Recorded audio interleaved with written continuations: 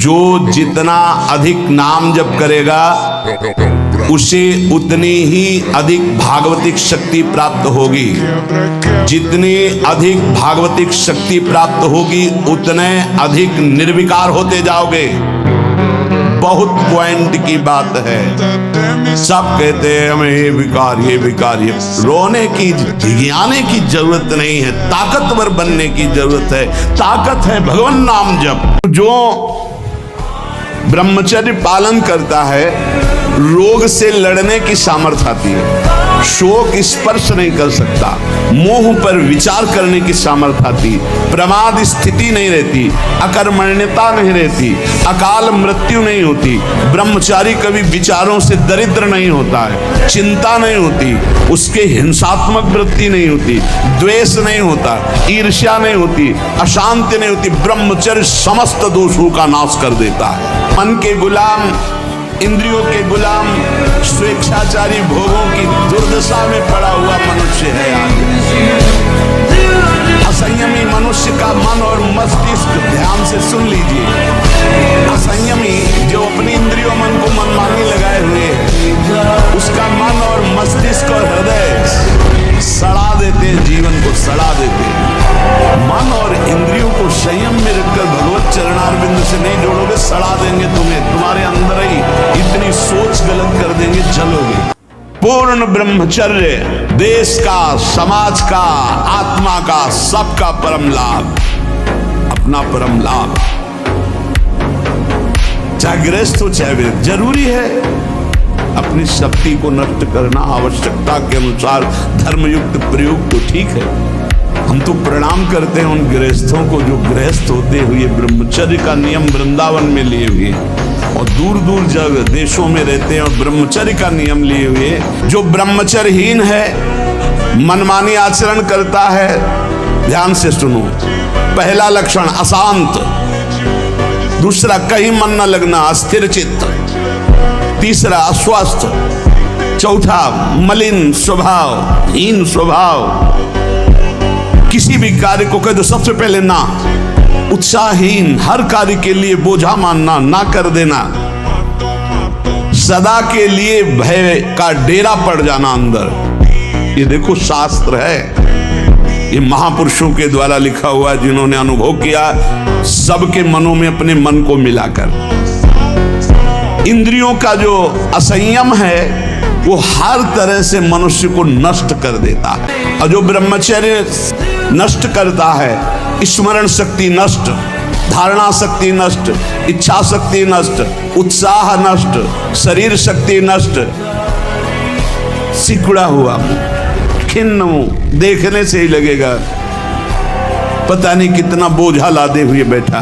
ब्रह्मचारी का एक एक रोम तेज से युक्त होने लगता है, चेहरे पर हर समय प्रफुल्लता, मुस्कान, उसका हृदय नंदनवन हो जाता है, आनंदवन, बिना किसी कारण की प्रसन्नता बनी रहती है। शरीर अगर किसी असाध्य रोग से युक्त है तो भी उसके विचार कभी रोगी नहीं हो सकते, विचार स्वस्थ रहता है। और जो ब्रह्मचर्य नष्ट करता है, स्मरण शक्ति नष्ट, धारणा शक्ति नष्ट, इच्छा शक्ति नष्ट, उत्साह नष्ट, शरीर शक्ति नष्ट, ब्रह्मचारी का सौंदर्य प्रस्फुटित होता है। एक नूर उसके चेहरे पे झलकता है जो ब्रह्मचर्य को धारण करता है। एक नवीन आकर्षण, बालवत चेहरा, एक आकर्षण होता है भागवती।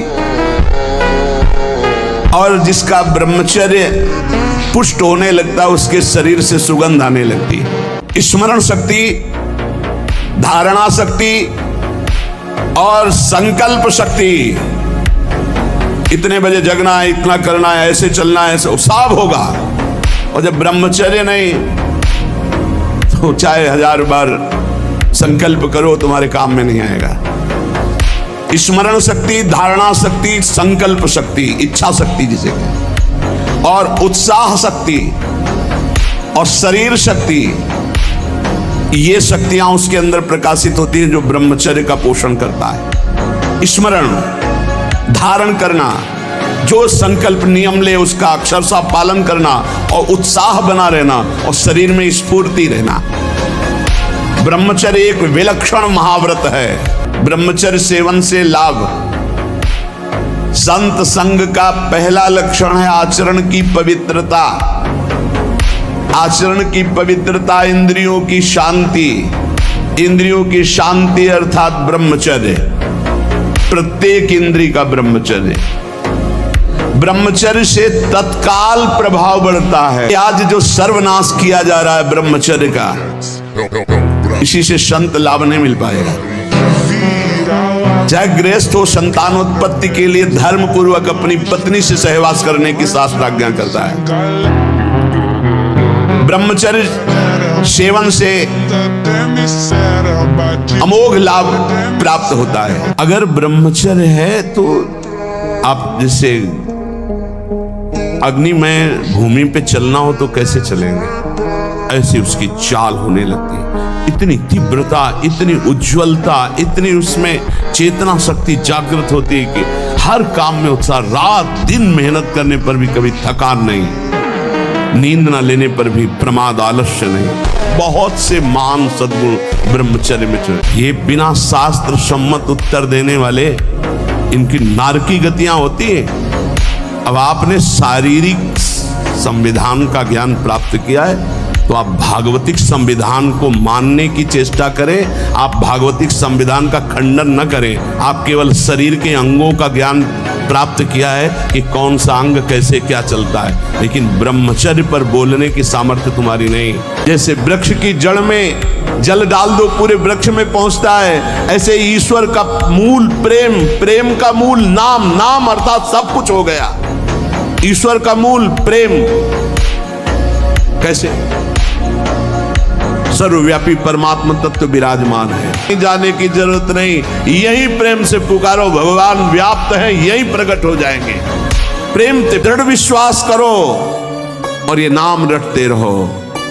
बिना श्रद्धा के भी नाम लोगे तो तुम्हें भगवत प्राप्ति करा देगा। श्रद्धा की बात क्या, एक क्षण इस संसार में कहीं भी शांति नहीं है, एक क्षण भी। इसलिए किसी के इस भुलावे में मत पड़ो कि अमुक जगह शांति है। शांति तुम्हारे हृदय में है और वो तुम्हारे भजन से होगी, भजन से। जितने क्षण जियो केवल नाम में जियो, नाम में।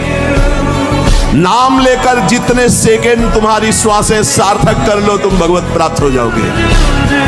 नाम को भूल जाने पर ब्रह्मत्व और शिवत्व भी कुछ नहीं है। सुख दुख क्षण स्थायी है, इसलिए किसी की फेर में मत पड़ो।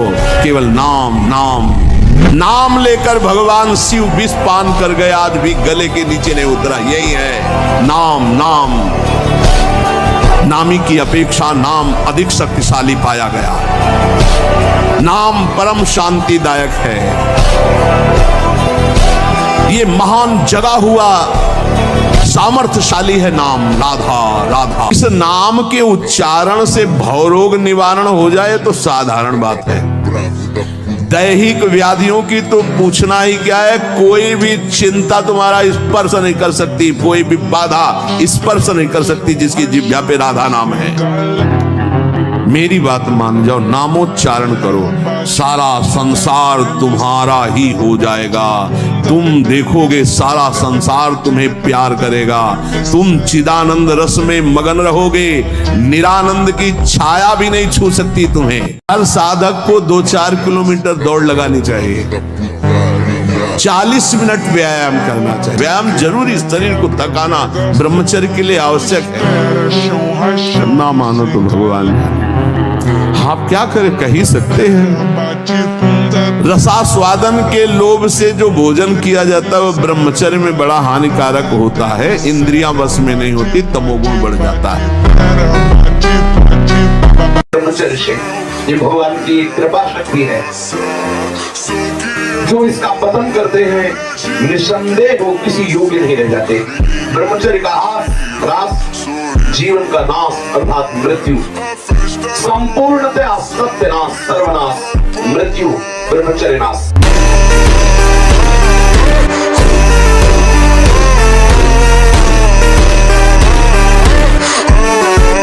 ब्रह्मचर्य तेज है, ब्रह्मचर्य ऊर्जा है, ब्रह्मचर्य हमारे शरीर की ताकत है। ब्रह्मचर्य एक ऐसी व्यवस्था है जिससे साध करके हम अपनी इस कुंडलियों को जागृत कर सकते हैं। ये जो ब्रह्म मुहूर्त समय कहा जा रहा है, इस समय तो सत्संग हो रहा है आपका। कितना सौभाग्य है कि आप उठना चाहो या ना उठना चाहो, आपकी दिनचर्या ऐसी कि आपको अगर 2:30-3 बजे नहीं उठोगे तो आप अपनी दिनचर्या नहीं कर पाओगे। कितना सौभाग्य कि श्री जी ने ऐसे हमको विवश करके साधन में लगा दिया है। विवश ना चाहे तो भी उपस्थित होना पड़ेगा। इसलिए भक्त को चाहिए कि ब्रह्मचर्य पर विशेष ध्यान दे और रात्रि के सोने के समय ज्यादा सावधान रहे। उस समय वेदना काम की जरूर जागृत होती है, उस समय जरूर ध्यानस्थ रहे, कीर्तन परायण रहे, नाम जप करते हुए शयन करे और शेष भाग रात्रि का भजन में व्यतीत करे। ब्रह्मचर्य जिसका ठीक है वही, चाहे गृहस्थ हो चाहे विरक्त, वही परमार्थ पर विजयी हुआ है आज तक। सद्भाषण, सद्विचार, सद्भावना, न्याय निष्ठा, आडंबर पाखंड का त्याग, वही जाकर के धर्मात्मा महात्मा बनता है। ब्रह्मचर्य पूर्वक जीवन कई वर्ष व्यतीत करके नाम जप करते हुए फिर संतान तो चाहे बालिका हो चाहे बालक, वो जगत मंगल करने वाला हो, पशुओं जैसे आचरण से नहीं। ब्रह्मचर्य जिसका ठीक है वही, चाहे गृहस्थ हो चाहे विरक्त, वही परमार्थ पर विजयी हुआ है आज तक। फिर 1000 वर्ष तक रहकर भगवान वासुकी, भगवान शेष, अनंत फणधारी, इनका जब जब वो सहवास करते तो हजारों वर्ष ब्रह्मचर्य रह के तो बलिष्ठ देवता, बलिष्ठ दैत्य सब उन्हीं से प्रकाशित हुए, कश्यप जी से। ब्रह्मचर्य पूर्वक जीवन कई वर्ष व्यतीत करके नाम जप करते हुए फिर संतान तो चाहे बालिका हो चाहे बालक, वो जगत मंगल करने वाला है, पशुओं जैसे आचरण से नहीं। ब्रह्मचर्य परम जीवन, परम पुरुषार्थ, ब्रह्ममय है। 10,000 वर्ष तक ब्रह्मचर्य रह करके कश्यप जी ने जब संतानोत्पत्ति का संकल्प किया तो विनता जी से भगवान गरुण जी का प्रादुर्भाव हुआ। भगवान अरुण जी का, जो सूर्य के सारथी और जो हरि के वाहन गरुण जी, अरुण जी को बचाने के लिए 1 घंटा व्यायाम की जरूरत है। दवा कोई वर्जिश से बेहतर नहीं, नुक्सा है कम कर, बालान से शक्ति बढ़े, फुर्तील है, चोट न अधिक पिराए, अन्न पचे चंगा रहे, कसरत सदा पाए। कम से कम 1500 दंड बैठक मारियो, फिर 2-4-6 घंटे पद्मासन सिद्धासन में नस नाड़ी एकदम शुद्ध, तब वो ब्रह्मचर्य लगना चाहिए कि ब्रह्मचारी जाए। ब्रह्मचर्य में जीवन, परम पुरुषार्थ में जीवन होता है। ब्रह्मचर्य ही ब्रह्म की प्राप्ति का मुख्य हेतु होता है। ये मुख्य हेतु होता है। मान लो जिसके त्यागने में इतना सुख, उसको रोकने में कितना सुख होगा। मान लो